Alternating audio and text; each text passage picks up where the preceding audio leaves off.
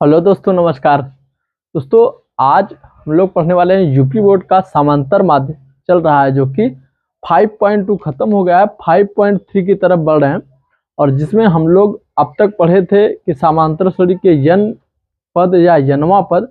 अब हम पढ़ेंगे समांतर श्रेणी के यन पदों का योगफल। अब योगफल वाला सूत्र पढ़ेंगे। तो सबसे पहले तो देखिए, हमारा सवाल है कि एपी है -8, -3, -2 डॉट डॉट डॉट के प्रथम 22 पदों का योग ज्ञात कीजिए। तो इसके लिए ध्यान देना है कि सर्वप्रथम दिया क्या क्या चीज है और पूछ क्या चीज रहा है। तो देखिए, ए बराबर क्या दिया है -8, डी बराबर क्या दिया है तो -3 माइनस और यहाँ पर -8 हो जाएगा। तो डी बराबर -3 + 8 इसको क्या आ गया 5 आ गया है। अर्थात डी बराबर हमारा क्या आ गया 5। इसको याद रखेंगे। ठीक, हम इसको मिटा दे रहे हैं। अब इसके बाद देखिए, यन बराबर क्या है 22 है। ठीक, इतना हमको पता हो गया। अब पूछ क्या रहा है तो पूछ आपका रहा है कि यश बराबर ज्ञात करना है, जिसे हम लोग पदों का योग कहते हैं। तो यश बराबर होता है, आपका सूत्र होता है n/2 2a + -1। अर्थात किसी भी कोई भी पद एपी में है तो उसके 22 पदों का योग, 20 पदों का योग या कितने भी पदों का योग पूछे तो पदों के योगफल का जो सूत्र होता है समेशन एस बराबर, मतलब एस बराबर जो होता है वो होता है n/2 2a + n-1 × d। यही आपका होता है सूत्र। तो अब इसी सूत्र में हम जो जो चीजें दी हुई हैं हम उसको रखेंगे और हम ज्ञात कर लेंगे कि 22 पदों का योगफल क्या होगा। अब हम यहाँ पर रखेंगे S22 अर्थात 22 पदों का योग। n का मान है 22/2। अब 2 गुणते a का मान क्या है -8 मान 22 -1 और d का मान है 5। अब देखिए, यहां से काटेंगे तो ये आपका 11 आएगा, 8 दूनी 16 माइनस का 16। ठीक, और उसके बाद देखिए 22 में से 1 गया 21, 21 पंचे 105, कितना हो जाएगा 105। अब यहाँ पर देखिए प्लस है तो प्लस हम लिख देंगे। अब 11 है -16 अब प्लस 105, इतना लिख लिए हैं। अब 105 में 16 को हमें घटाना है तो कितना बचेगा आपका तो 11 गुणते। अब देखिए 5 में से 6 जाएगा, 15 में से 6 गया तो यहाँ पर आया 9, फिर यहाँ 9 में से 1 गया तो आ गया 8। ठीक, 89। अब हम इसका इसमें मल्टीप्लाई कर देंगे तो 11 9 99 88। 88 में 9 जोड़ेंगे तो 88 में जब 9 जोड़ेंगे तो कितना आ जाएगा 97 आ जाएगा। कितना आ जाएगा 97।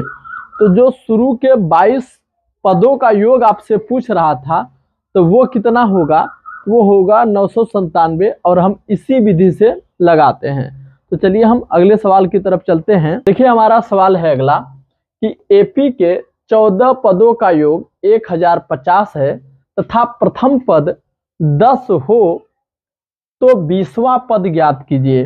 ठीक, बहुत अच्छा सवाल है और इसे हम अच्छे ढंग से लगाएंगे। तो यहाँ पर देखिए क्या कह रहा है कि एपी 14 पदों का योग। ठीक, तो यन बराबर क्या दे दिया 14 दे दिया, यश बराबर क्या दे दिया 1050 दे दिया है और प्रथम पद 10 हो अर्थात क्या दिया है 10।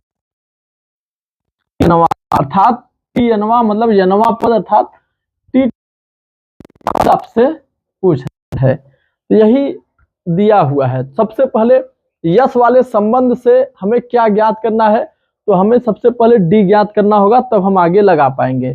तो एस बराबर जो सूत्र होता है n/2 2a + n-1 × d, ये आपका सूत्र होता है। एस बराबर 1050 दिया हुआ है, ये लिख लिए। n का मान कितना दिया हुआ है 2 है तो 2। अब यहाँ पर 2 गुणते a का मान कितना है, a का मान 10 है, 10 लिखे प्लस, अब देखिए ये 14 माइनस 1 और गुणते d का हमें मान ज्ञात करना है सबसे पहले, तभी तो हम यनवा पद ज्ञात कर सकते हैं।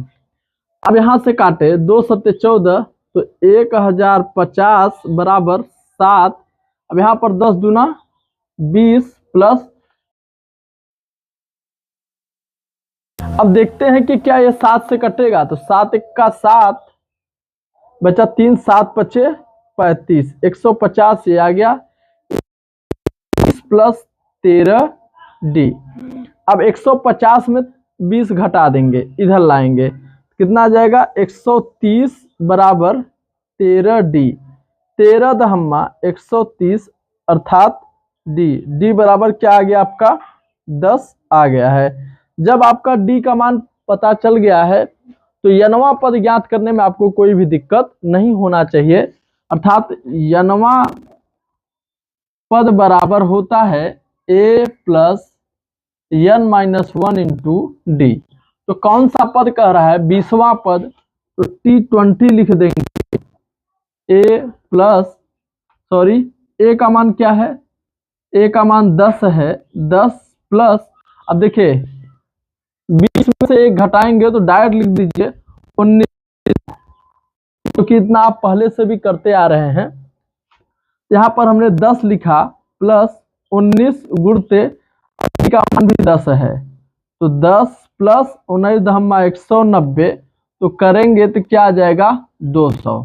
तो 20वां पद हमारा कितना आएगा, तो 20वां पद आपका आएगा 200। ठीक, तो हम लगाए हैं एक ही सिंपल तरीके से।